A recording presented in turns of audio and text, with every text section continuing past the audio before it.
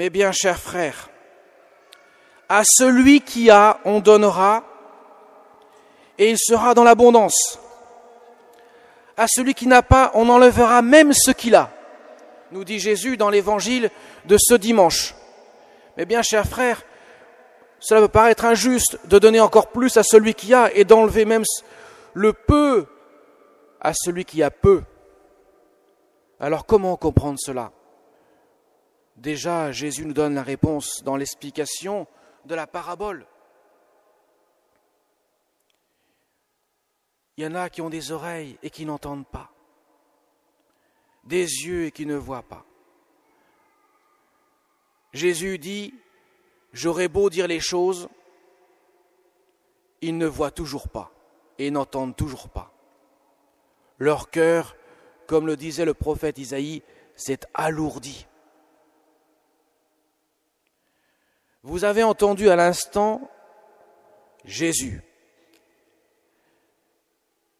L'évangile que vous avez entendu s'adresse à vous, à nous. Je m'y inclus, bien sûr.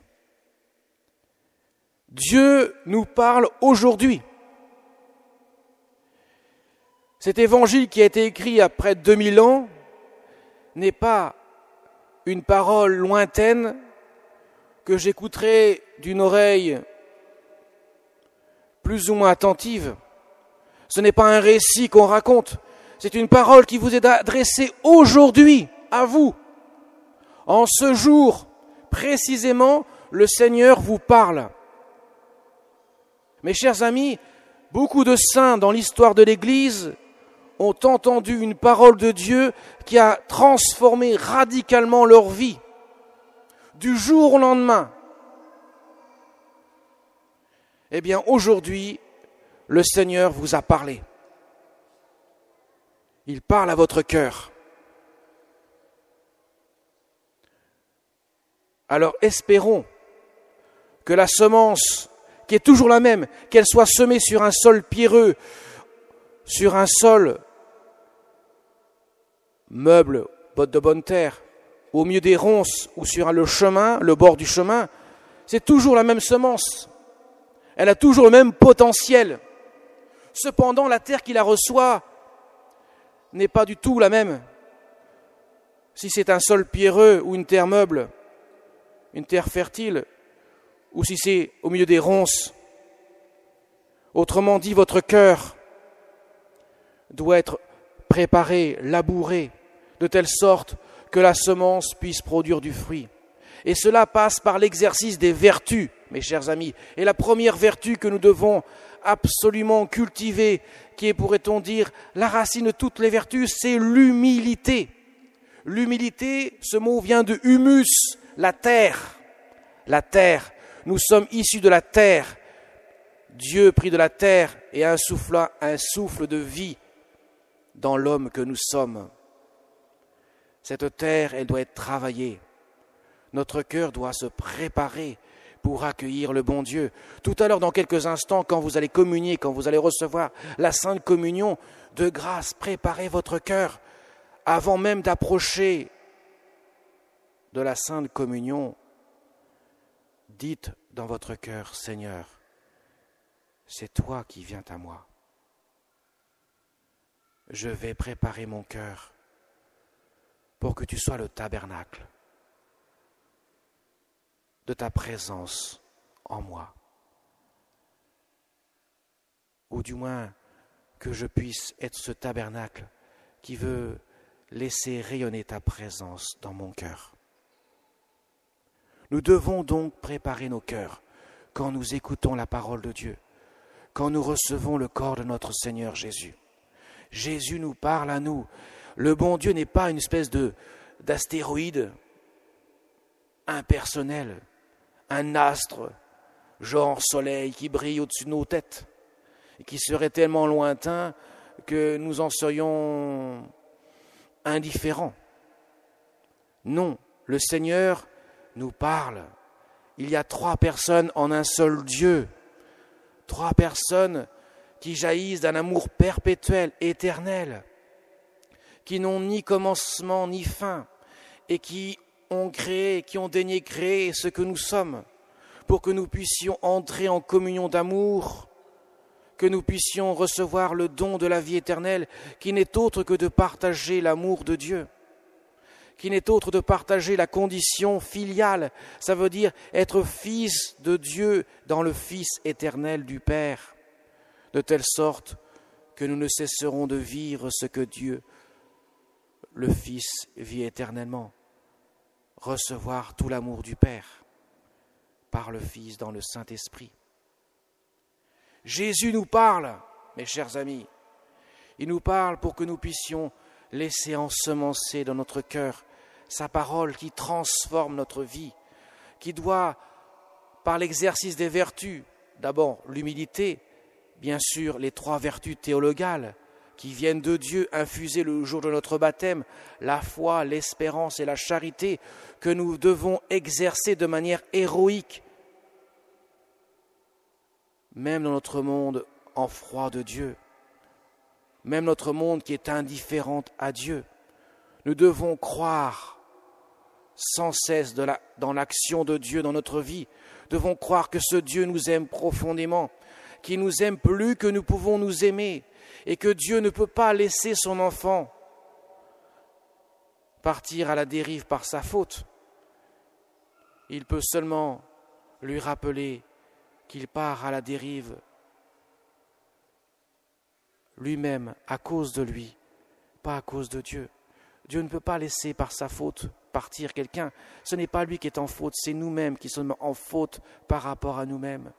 Lorsque nous péchons, lorsque nous refusons la grâce de Dieu, Dieu nous titille.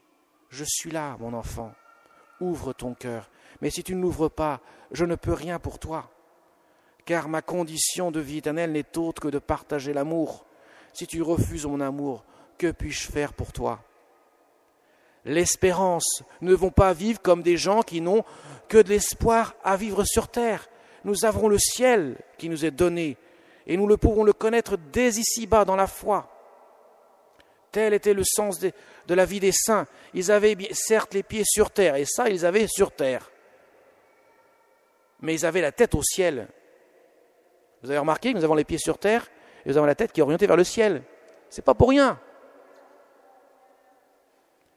Et nous sommes bien sûr appelés à aimer de l'amour de Dieu, sans cesse à laisser vivre la charité dans notre cœur, de telle sorte que nous voyons en chacun de nous l'image du Fils de Dieu. Le Seigneur nous aime tous d'un amour parfait. Nous ne pouvons pas ne pas aimer nos frères, même ceux pour lesquels nous avons le plus de répulsion, parce qu'ils sont aimés autant de Dieu que moi je le suis. Alors mes chers amis, demandons au Seigneur de nous aider à aimer, de nous aider à écouter sa parole, de nous entendre dire « Heureux vos yeux puisqu'ils voient et vos oreilles puisqu'elles entendent ». Beaucoup de prophètes ont voulu voir ce que vous voyez et ne l'ont pas vu, ont voulu entendre ce que vous entendez et ne l'ont pas entendu. Cela s'adresse même à nous. L'Évangile, ils ne l'ont pas entendu parce qu'ils ont vécu avant. Ils auraient voulu entendre cela. Nous l'entendons, nous pouvons le vivre dans la foi. Et mes chers amis, je voudrais conclure par la Sainte Vierge. Et vous savez qu'aujourd'hui, elle est à l'honneur. En ce jour, aujourd'hui particulièrement. En ce jour du 16 juillet, nous faisons mémoire de Notre-Dame du Mont Carmel. La Sainte Vierge Marie est apparue un 16 juillet à Saint-Simon-Stock au XIIIe siècle. Lui qui était le père général des Carmes de l'époque, qui demandait la protection de la Vierge Marie. Et la Sainte Vierge Marie lui apparaît et lui remet le scapulaire. Le scapulaire, c'est le tissu que portent les religieux et religieuses qui enveloppent le corps, pourrait-on dire. Un pan de tissu devant et un pan de tissu derrière. C'est le manteau protecteur de la Vierge Marie. Et la Vierge Marie a promis à saint Simon Stock de protéger son ordre, le Carmel, et a promis que tous ceux qui porteraient ce vêtement, alors pas seulement le porter physiquement, il faut le porter spirituellement. Alors certains d'entre vous le portent, et certains d'entre vous ont reçu l'imposition du scapulaire, qui est l'imposition du manteau protecteur de la Vierge Marie. Eh bien, la Vierge Marie elle a promis qu'elle aiderait tous ceux qui se mettent sous sa protection à aller au ciel. Parce que la Vierge Marie a reçu la mission de Jésus de nous y conduire. Marie, elle est là, donnée pour que nous puissions entrer dans le sein de Dieu. Elle est là pour nous conduire à Jésus. Donc priez-la, mes chers amis.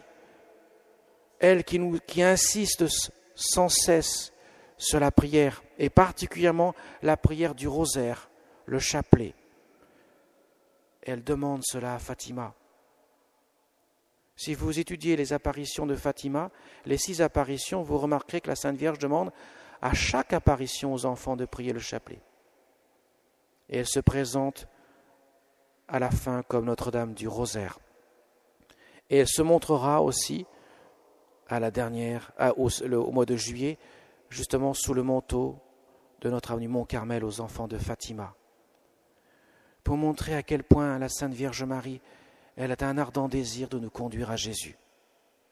Alors mes chers amis, si vous voulez aller plus rapidement au ciel, si vous voulez, ça veut dire grandir dans la sainteté, si vous voulez prendre le chemin le plus court, rappelez-vous ce que disait le Père de Montfort, c'est la Vierge Marie.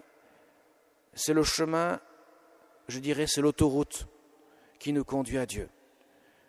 Lorsque nous nous mettons sous sa protection, le Seigneur nous fait avancer à pas de géant. Sinon, nous prenons les chemins de traverse, les chemins de montagne, c'est plus hasardeux et c'est beaucoup plus compliqué. Alors, le Seigneur nous donne des moyens, utilisons-les. Et la Sainte Vierge Marie est là pour nous aider. Alors, demandons à Notre-Dame du Mont Carmel, de nous revêtir de sa protection, de son manteau protecteur, que notre cœur puisse être sous sa protection. C'est ça qui est important. C'est spirituellement qu'il faut vivre les choses. Ce n'est pas un gris-gris que saint Simon Stock a reçu. Ce n'est pas un porte-bonheur. C'est une condition de se mettre en esprit sous la protection de la Vierge Marie. Et c'est dans cette condition-là que Marie pourra nous aider à aller à Jésus. De même que Jésus nous le dit, si votre cœur est à l'écoute de la parole de Dieu, alors elle produira du fruit à raison de 30, de 60 ou de 100 pour 1. C'est la condition. Alors demandons à Notre-Dame du Mont Carmel de nous y aider à écouter la parole de Dieu et de la mettre en pratique jour après jour. Le chrétien doit se distinguer par la pratique de l'amour de Dieu qui est un fruit de l'écoute de la parole de Dieu. Amen.